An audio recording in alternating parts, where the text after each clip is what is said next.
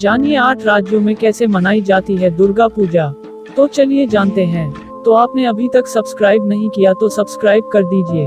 देश भर में नवरात्रि के दौरान होने वाली दुर्गा पूजा अलग अलग प्रदेशों में विभिन्न तरीकों से मनाई जाती है। हालांकि कोलकाता में मनाई जाने वाली दुर्गा पूजा सबसे ज्यादा मशहूर है। नवरात्रि में हर घर में दुर्गा माँ की पूजा की जाती है।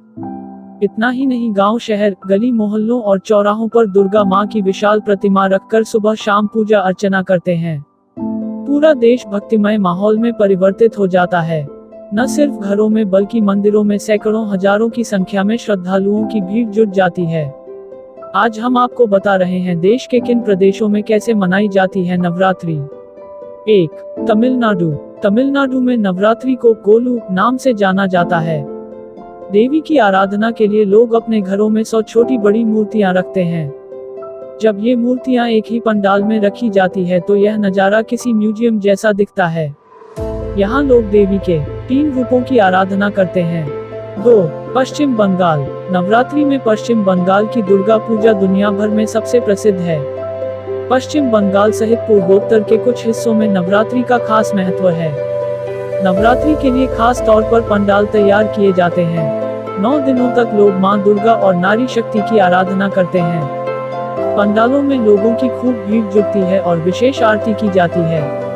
इन पंडालों में देवी दुर्गा के 9 रूपों की मूर्तियां रखी जाती हैं। इस दौरान बंगाली महिलाएं अपने पारंपरिक वेशभूषा में तैयार होकर पंडालों में दर्शन आदि करने जाती हैं।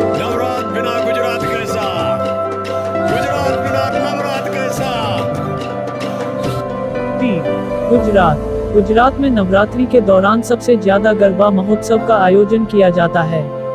इस मौके पर पारंपरिक गुजराती ड्रेस में पुरुष महिला के जोड़े एक साथ गरबा पंडालों में गीत संगीत की धुन पर नृत्य करते हैं। गरबा पंडालों को खास तौर पर सजाया जाता है। गरबा महोत्सव के दौरान मां दुर्गा की आराधना की जाती है। इसमें हिस्सा लेने के लिए लोग खास तौर पर तैयारी करते हैं। इतना ही नहीं, बल्कि करीब 1 महीने पहले से ही ट्रेनिंग भी लेते हैं। आजकल गरबा का क्रेज देश के कई शहरों में बढ़ता जा रहा है, जिससे अन्य प्रदेशों में भी इसका चलन बढ़ गया है।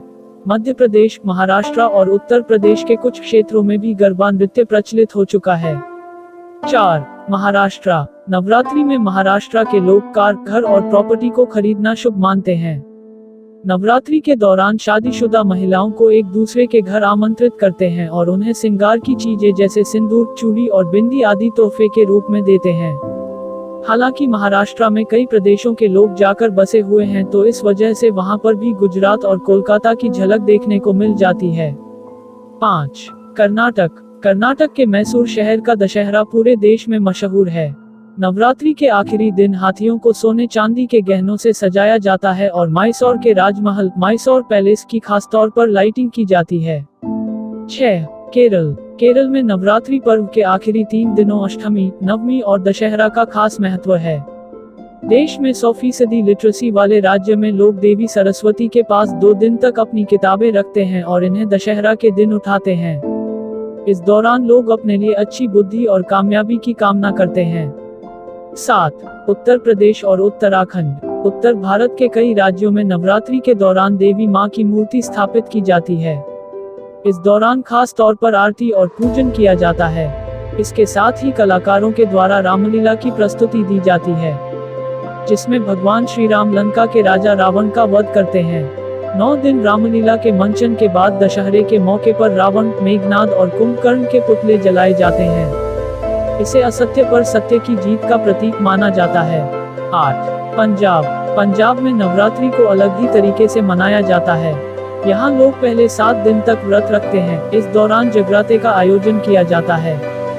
देवी दुर्गा के पूजन के साथ 8वें दिन भंडारे कराते हैं और 9 कन्याओं को भोजन कराने के बाद व्रत खोला जाता है। इन कन्याओं को दान और लाल चुनरी भेंट की जाती है। उम्मीद है आपको यह नवरात्रि के कुछ जानकारी अच्छी लगी हो। ऐसे ही कुछ अलग ही वीडियो देखने के लिए हमारे चैनल को सब्सक्राइब कीजिए।